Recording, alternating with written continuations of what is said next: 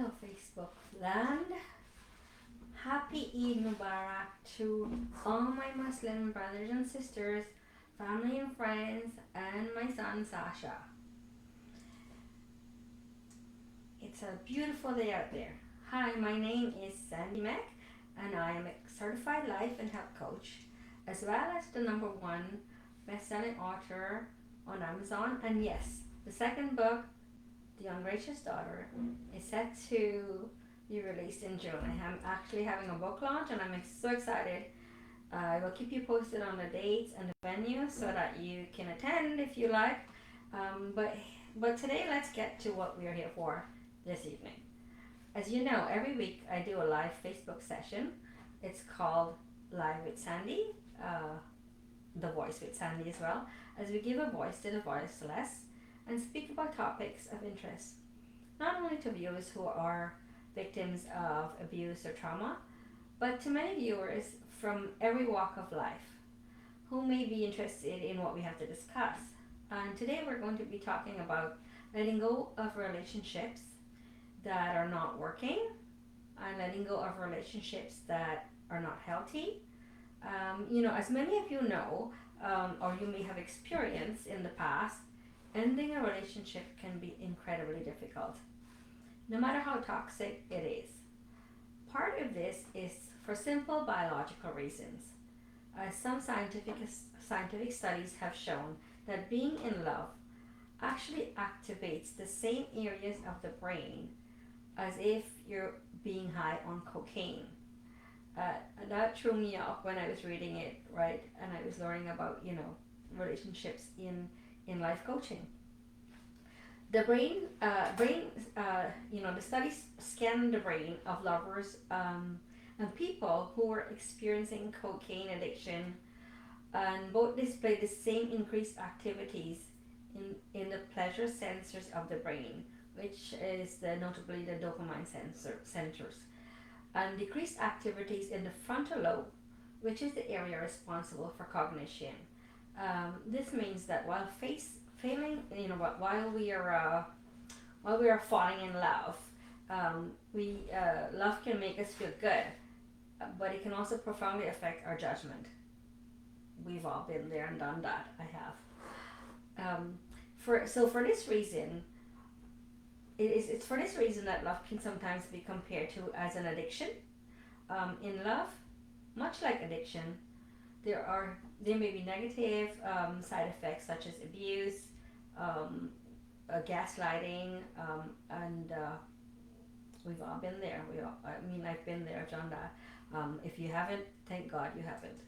But despite all of these bad circumstances that can be difficult, it can still be difficult to kick a romantic attraction or that feeling of love.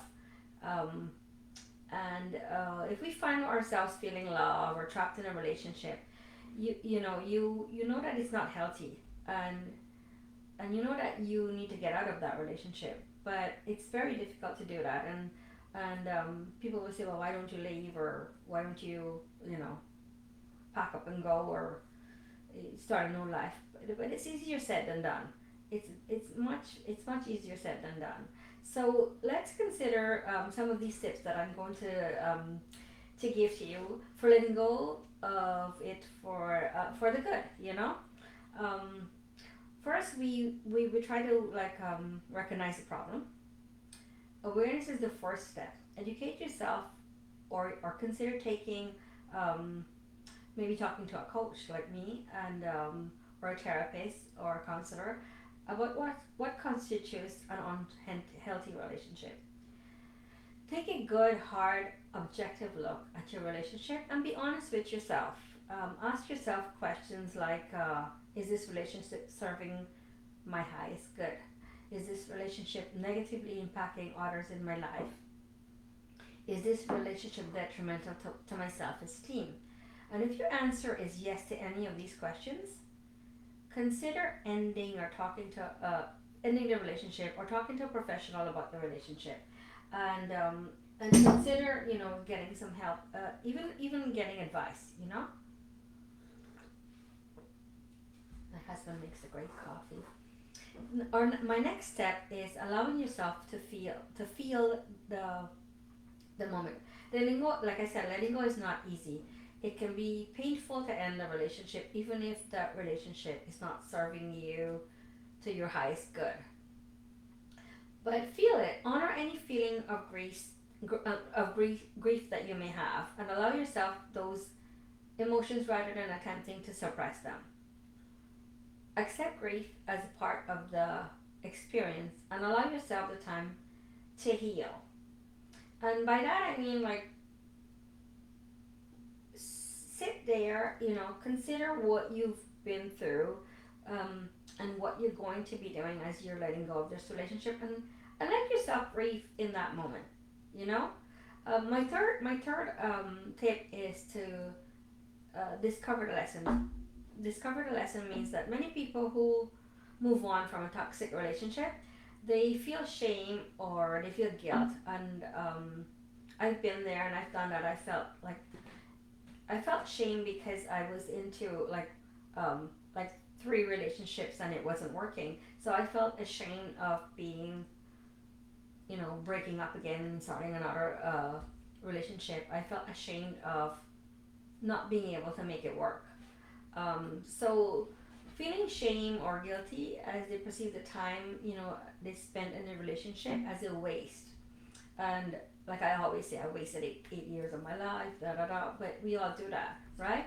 However, every person who comes into our lives teach us something. Rather than looking at your relationship as a wasted time, try to find the lesson in it. What did this relationship or this person teach you, or what did you learn from it? What are you taking away from that relationship? How have you changed as a person? And how might you do things differently the next time? So it's lessons, right? It's lessons learned. In life, lessons may often be repeated until they're learned.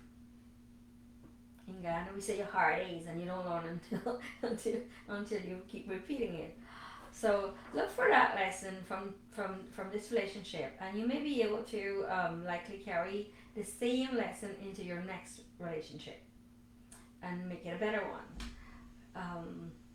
So our next one is number 4, which creates separation. It can be hard to distance yourself from someone who you're like used to spending so much time with, but it's usually necessary if you want to move on from the relationship. And it doesn't mean that you can't maintain a relationship or a friendship with your ex, but it's usually best to allow some time for both parties to heal before you can try to spend time together as friends. I want to repeat that, but because I find a lot of young people nowadays, they end their relationship and then right away, we're just friends. But you have to maintain that time. You have to usually allow some time for both parties to heal, because even if you start that friendship, you're still gonna have that animosity yet because you haven't healed yet. So allow that time to heal. My next one is to let go of the mementos, and this one is probably hard, especially if you've done a lot of things together and you've shared a lot of maybe like vacations, or you have vacation pictures, and it can be tempting to hang on to all these relics of a past relationship. But doing so, however, may prevent you from moving on with your life. If you must keep the old love letters, the movie ticket stubs, the photos, or romantic gifts, you may want to store them in somewhere where it's out of sight until you're ready to actually, get rid of it and move on. So, give yourself that time and put things aside, and if you want to start a box or something where you would put all your old photos in, because you might have pictures of other people in your photos that you don't want to get rid of. So allow that time, and maybe make a box, put it aside though, put it out of sight until you're ready to move on. So my next step is take off your love goggles. It sounds funny. So your love goggles. Love often has a way of clouding your perception, which sometimes makes it difficult to see a person for who they really are. And if you want to really get out of an unhealthy relationship, You must be willing to take off your love goggles and look at the person objectively. Consider like talking to a close friend or a family member, or even finding a therapist or a coach to help you look into the relationship impartially. It isn't uncommon to hold on to the good memories of an ex and completely shut off the bad memories. It's actually it's human to do that. Maintain your perceptive by remembering both sides of the experience. Remind yourself of the good times, but don't forget those bad times, or you could end up forgetting why you want to end the relationship in the first place. So keep that as an objective thought of yes, you want to remember all the good times, but don't let go of why you want to change the relationship or why you want to end the relationship, you know? Number 7 is to compose a letter to your ex. Consider writing out all of your feelings in a letter, even if you have no intentions of sending it. And I'll give you an example. This is not only about, ending a relationship with an ex. I actually have this in my book that I wrote what I had done to get rid of my feelings and to get rid of my anger. I wrote a letter to my abuser, and I wrote how I felt, and I wrote how angry I was, and what I was wishing for. But I never sent it because I didn't want to send it. To me, sending it would have given him that power over me again. So I never sent it, but I did write it. So you can choose to give this letter to your former partner or your ex, or you can destroy it when you finish writing it. But the point of the letter is to allow you to release your feelings. Writing or journaling can help you to reflect on relationships as a whole, while giving you a better way to further your mental and emotional well-being.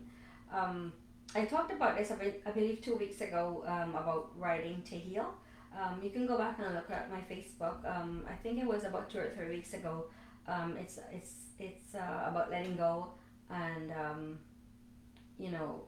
writing to heal yourself. It's a really great empowerment of well-being. Try it sometimes. Number 8 is to focus on empowering yourself. Like, try your best to shift focus off the relationship and back to yourself. Consider trying new things or putting your energy into a hobby you've neglected. When I was going through my abuse and when I left my ex, I actually started volunteering, and it was a great way to find myself, and I still do volunteer to this day.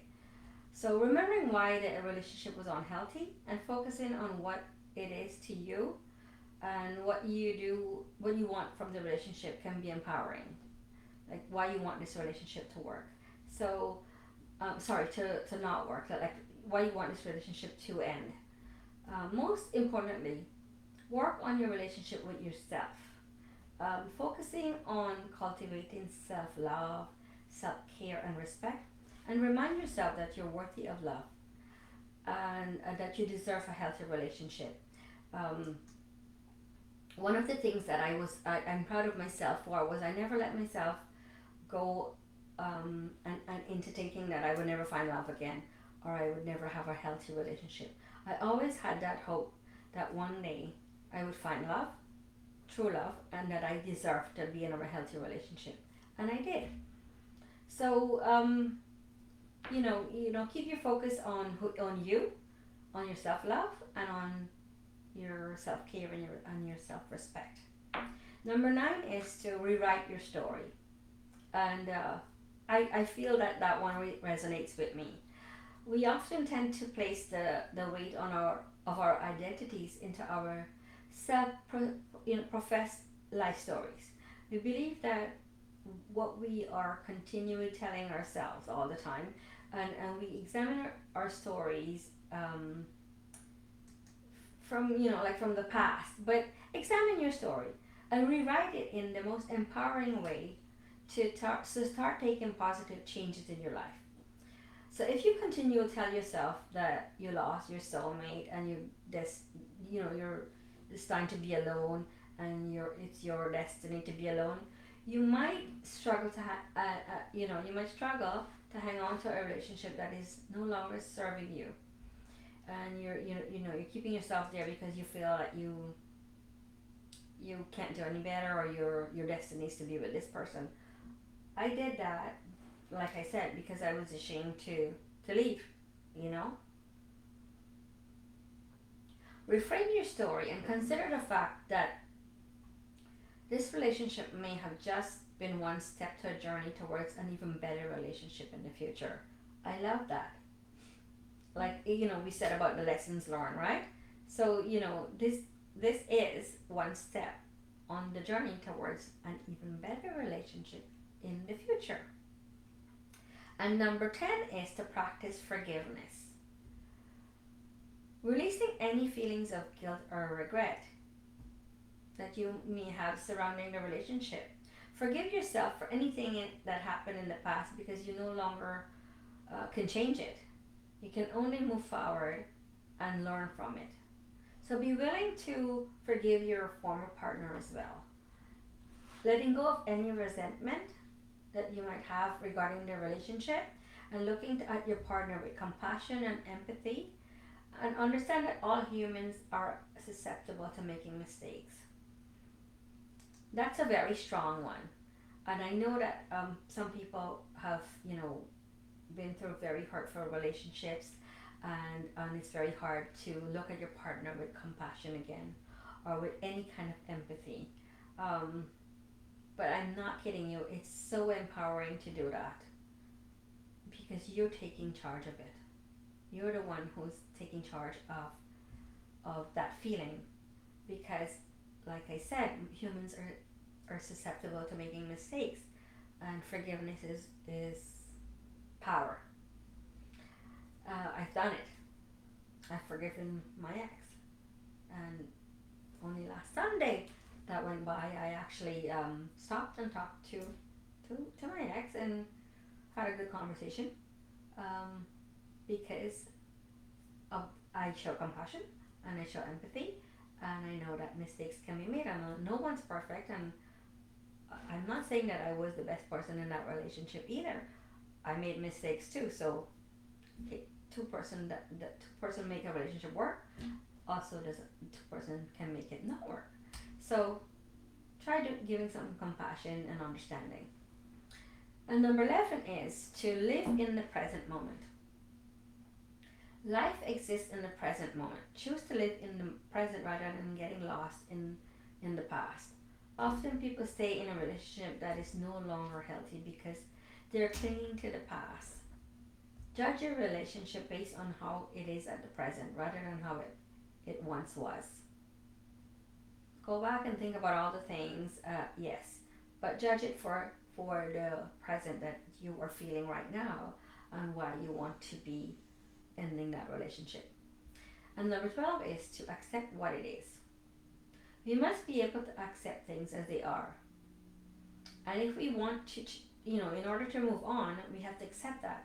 Many people remain in a relationship that are unhealthy, hoping that they can somehow change their partner. It's important to remember you cannot change anyone, especially if they have no willingness to change themselves. If the relationship isn't working for you, then you have the choice to leave and move on. That is something that you can change, and only you can change that. And number 13 is to contribute to a cause that you care about. So if you're having trouble letting go of the past, consider getting involved in a cause that you feel passionate about. Doing this can not only occupy your time and mind as you process feelings and letting go of the relationship, but it can also help shift your focus to something bigger than yourself. Studies have shown that volunteering can significantly improve overall well-being. Been there, done that. I've done it, and I still do volunteer. It really does improve your overall well-being. No kidding, try it. And if you want to volunteer, contact me and I can hook you up. So there's so many things that you can volunteer for, and this can provide perspective and help you to feel good as you also help your community. It's amazing, you know. Volunteer, volunteer, volunteer. I always say volunteers are priceless. And number 14 is practice self-care. Most importantly, work on your relationship with yourself. Focus on cultivating that self-love, that self-care, and that respect. Remind yourself that you are worthy of love and that you deserve a healthy relationship. Again, I know I said that twice, but it is important that you take care of yourself, you respect yourself, and you give yourself that self-love. So, I'm gonna pause. There's some comments that I wanted to take a look at. One moment.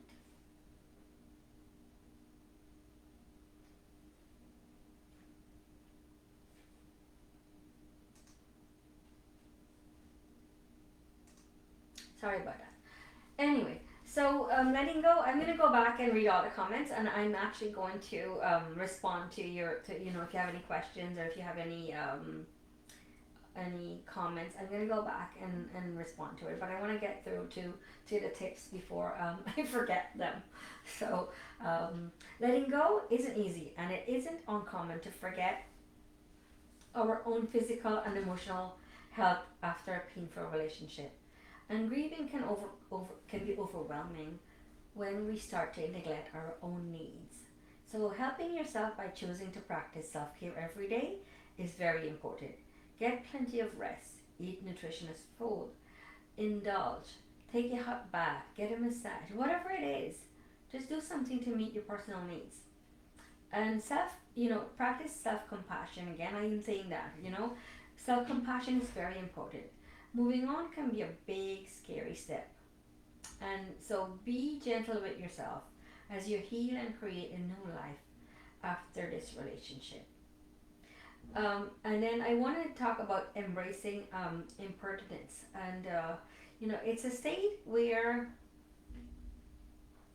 it's, embracing your impermanence of life. You may know that state only as lasting for a while or a period of time, but forever, it's a misleading term. Forever, it is a misleading term. There's no forever.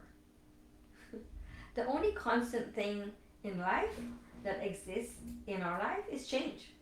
That's the only constant thing that there is, because change happens all the time. So despite our efforts to the contrary, we truly cannot hold on to anything in life forever. Everything. Friends, family, relationship, children, it comes and goes. Kids grow up, they leave the home, they get grandchildren, those leave and go, people die. And so the only thing that constant is change. When it comes to time for something to end, rather than clinging on to what it no longer is, realize that it's nature in life to try and embrace that feeling that there is no forever. Appreciate the good moments that you have, and cherish those memories, and let them go in exchange for new experiences. If we don't let go, we won't be able to find those new experiences. Know when to ask for help as well. The first few moments or the first few days or weeks following a breakup can be debilitating. For some, ending a relationship means a loss of identity, loss of support and normalcy. Ending a relationship, even a toxic one, can be incredibly challenging and emotionally draining. However, if you do not have to do this alone. You don't have to let go alone. Know when to seek help and support if you need it. And sometimes our help comes from not the persons or the people closest to us. Sometimes help comes from the strangers in our, that we meet, or a therapist or a coach, because those are the people who are impartial. Sometimes we reach out to our families, and I've done this, and I've done this recently, and it is hard when you can't really give that help, because you're also emotionally involved in that relationship, so you don't have a neutral base. You're biased about their feelings. So I would say, if you are in that situation, reach out to someone who is on a neutral basis, not someone who is emotionally invested in that relationship as well, like your mom or your dad or your brothers or your sisters or your family. I find that when you need the help, seek someone who is impartial to the relationship. So if the feeling of grief and the feeling of shame and guilt or any other negative emotions persist and begin to affect you on a daily basis after the relationship ends, consider finding, like I said, that coach or that therapist, or counselor. And if you need help to find someone in this field, please let me know, and I can help you. Reach out to me, and reach out to me and inbox me, and I can help you with that. So find someone who can help you to process and acknowledge these feelings in a healthy way. A qualified professional can help you to examine the past relationship in a place where it's free of judgment, while you work towards achieving a more complete sense of self-care after the relationship end. And I want to touch base on that again, because I want to talk about, I did mention, trying getting someone on a neutral on a neutral basis, because while you're trying to work through these things, and you're trying to find that self-care, there's no way to put like I don't know how to say it, where the feelings, if you reach out to someone in your family or your friends, and you're going through all these emotional turmoil, you might find that there's judgment there, and the judgment comes from people who are invested in that relationship as well. So getting to a safe place where there's a free of judgment while you work through these issues is a more complete sense of self-being. So even if you feel like there is no hope after severing an important tie in your life, remember that you can heal, and you deserve a healthy relationship that meets your needs and complements you and your happiness.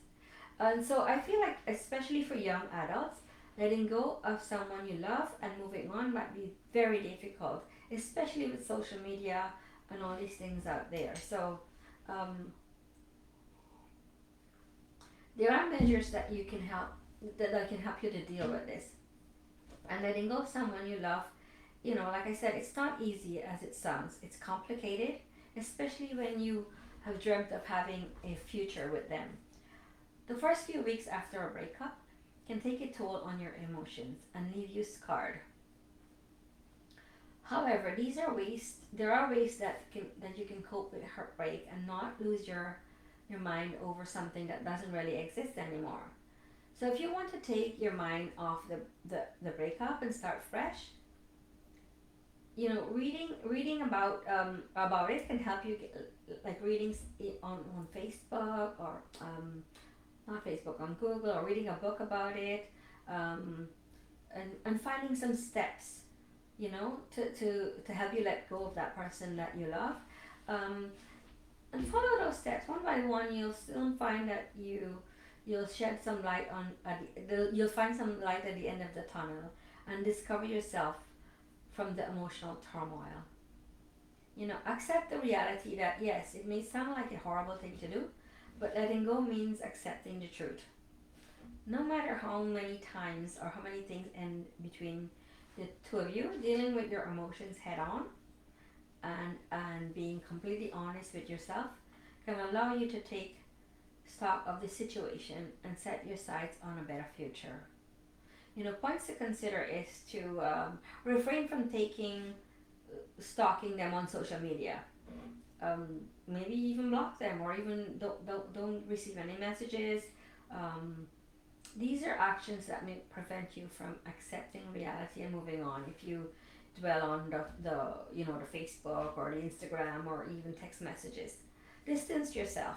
It really does help. Break off contact and distance yourself both physically and emotionally. You can start by deleting their number on your phone or blocking them on social media. Try also to avoid places where they're likely to be going or frequenting. Um, Now, your priority should be your self care and your self healing. I'll probably talk about this some more in my next sessions on letting go, especially on social media. So, discard the things that remind you of them.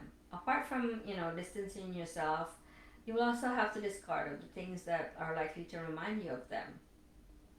Like I said, the love letters, if you have any, or a teddy bear, clothing, getting rid of everything that might remind you of that person. If you're not ready to discard, like I said, put them in that box. But you'll also have to delete the songs on your playlist and remind yourself that reminds you of them.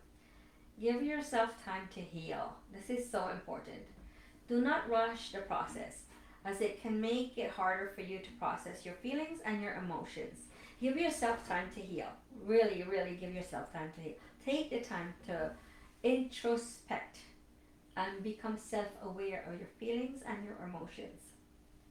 Letting yourself work through all the pain and anger and sadness, it reminds you that this is a temporary phase. Of course, the time may come when you may not, like there is times when you may not heal all your wounds, but definitely it will make it easier for you to let go of that person. Focus on yourself and be kind to yourself. You could spend time, you can spend this time to find out what you want in your life. Do things that you have been planning to do but couldn't find the time to do it until now. Develop and sustain a healthy daily routine, such as working out, exercising, eating healthy, social interaction, and I don't mean social media, I mean physical social interaction. Also spend some time in solitude and introspect on your current situation. The things that you love and the things that you could do without. Do not bottle up your feelings. That's the worst thing you can do.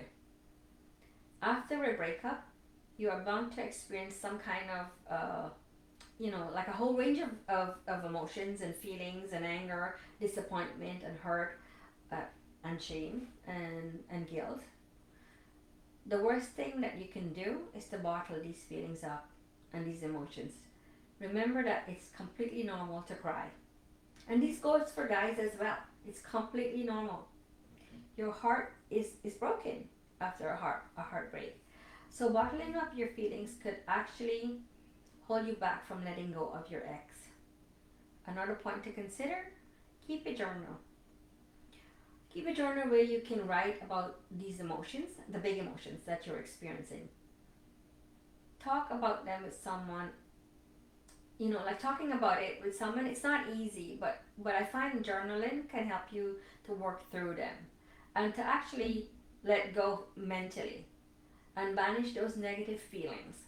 In order to let go of the person you love, you need to let go of your negative emotions. Figure out the feelings that you need to leave behind and make a self-conscious effort to find a healthy outlet. It could be something as simple as working out. Painting, I love painting, writing. And for guys, probably punching a bag or, getting into like boxing or talking to someone that you trust. Most importantly is to forgive yourself. Stop viewing your relationship as a failure and putting all the blame on yourself. Holding on to the guilt will only hold you back. Instead, realize that the past is the past and consider the mistakes that you made as a learning experience. Do not fantasize either. To truly let go of someone or someone you loved in the past and overcome the phase of being with that person, like you can't fantasize about your ex coming back to you. It does not help thinking about what could have been if you had done something differently or if you could have been, if you'd had, if you could do it, if you could take it back, you might get back together.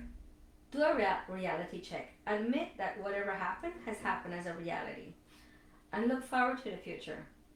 Indulging in these fantasies will only prevent you from moving on. And I know it sounds harsh, but don't fantasize. It didn't work, you have to move on. Reach out to someone that you trust. The feeling of loneliness and isolation can overwhelm you. And especially for young people, I find that, because everything is on social media, and then if you cut off the social media, or you cut off that person in on social media or by text, you get that feeling of loneliness and isolation, and it does get overwhelming. So reach out to someone that you trust, confide in them, and get support and love from them. If possible, get guidance and advice from a loved one who has gone through a similar experience. And believe it or not, almost everyone has gone through some kind of breakup. So, take it as a learning experience and listen to that other person's story. Everyone would like to share their story at some point. Breakups are never easy, but remember that each breakup comes with a learning experience, as I said before. Instead of dwelling on what you could have done, count the lessons that it has taught you. Identify what clicked and what didn't.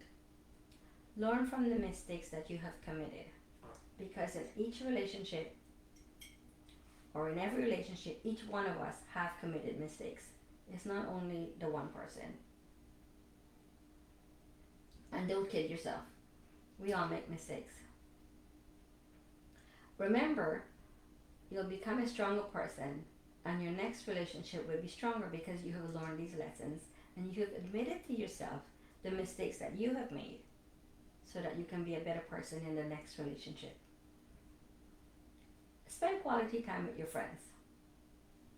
Reach out to your friends whom you have not been spending enough time with because you were so invested in this relationship. You might have given up some of your past relationship with your friends.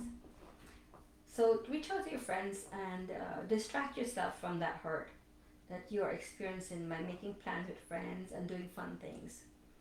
However, remember to be choosy and stick to those who you can trust. Please, remember, stick to those who you can trust and help you, and those who can help you become the best version of yourself. We all want that. We all want to be the best version of ourselves. Practice self-care again. I'm going to say that again. And letting go of someone you love can impact your energy level and make you feel less motivated. So pamper yourself and channel all those love that you have been offering your partner to yourself. Fall in love with yourself. Get enough rest, eat well, exercise, take a break from work, and make time for that simple, pleasurable things in life. Simple things. And one very important thing I want to tell you, and I want to share with you is, I had this told to me by a very old woman when I was going through a very tough time in my relationship. And she said to me, stay single for a while, and you're going to see how you're going to be confident in yourself. So I want to share this, especially with the young people who are going through difficult relationships. Stay single for a while. As you struggle to let go of someone in your life, it's easy for you to seek love and attention from other people. However, avoid dating the person you meet. Again, I want to say this to the young people. Avoid dating the next person that you meet. Remember, you are not emotionally ready at all. Not for it at all. Stay single for a while so that you can help yourself to recover and get ready for the next healthy relationship. The process of letting go of someone you love can be taxing. It can drain you. It can emotionally and physically and mentally drain you. If despite all your efforts you can't seem to control these emotions, please try to get some help. Get a coach or get a therapist or get a counselor but get some help if this is overwhelming you. And they can offer you a safe space to explore your pain and to help you to look for things and ways from it for a new and from a new perspective, you know. So let's talk about some things. I know I'm going through a lot of emotional. Even for me, talking about it's emotional because I've been through all of this and I had to learn to let go of a lot of things. But let's talk about practicing to release regrets. So when a relationship ends, it's tempting to dwell on what you did wrong or what you could have done differently. And this might seem productive, like you somehow change things by rehashing it, but you can't. All the dwelling does is causing you more pain and suffering. So when you start revisiting the past in your head, pull yourself into the moment. Focus on the good things in your current situation and the friends that you are with now who were there for you, and the lessons you have learned that that help you with to go into that future relationship, like to help you to move on to the future relationship. It might help to tell friends to let you vent for about 10 minutes at a time. Take that, that way you can free yourself to express the feelings and not drown in them. And working on forgiving yourself. You might think that you have made the biggest mistake in your life if only you didn't do it. You won't be in this pain right now. Oh, I wish I was never with him because I would never have gone down this road. But it's a lesson learned. We've all done that. So instead of reminding yourself, instead of dwelling on it, remind yourself that you're human. You're entitled to make mistakes. Everyone makes mistakes, and you will learn from them. And from those mistakes will help you to improve your life and your next relationship. So keep in mind, if you want to feel love again in the future, the first steps is to prepare yourself to give and receive it. You can only do that if you feel love towards yourself, and that means forgiving yourself.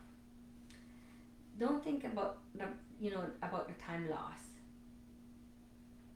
If I had looked at the unhealthy relationships that in the past decade that I have lost, I'd underestimate all the amazing things that I did in that time.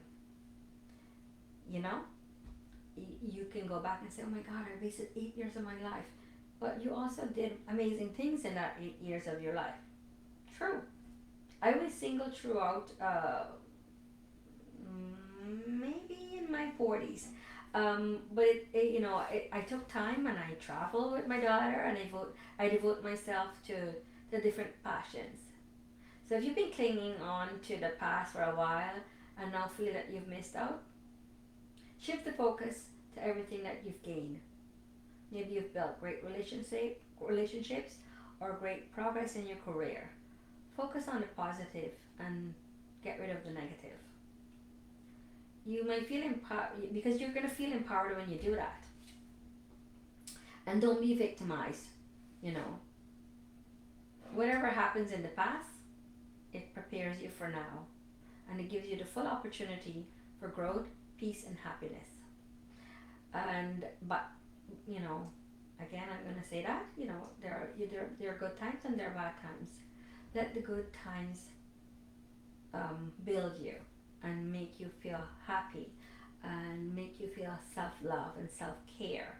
So I'm going to end today's session with love thyself, trust thyself, and respect thyself. Until next week, we're going to talk about letting go again as we continue our 10 sessions of letting go. I hope you've enjoyed my passionate little letting go of relationships, and I hope that it helps you and you can take that step into moving on to a better you. Thank you, and have yourself a great evening. Goodbye and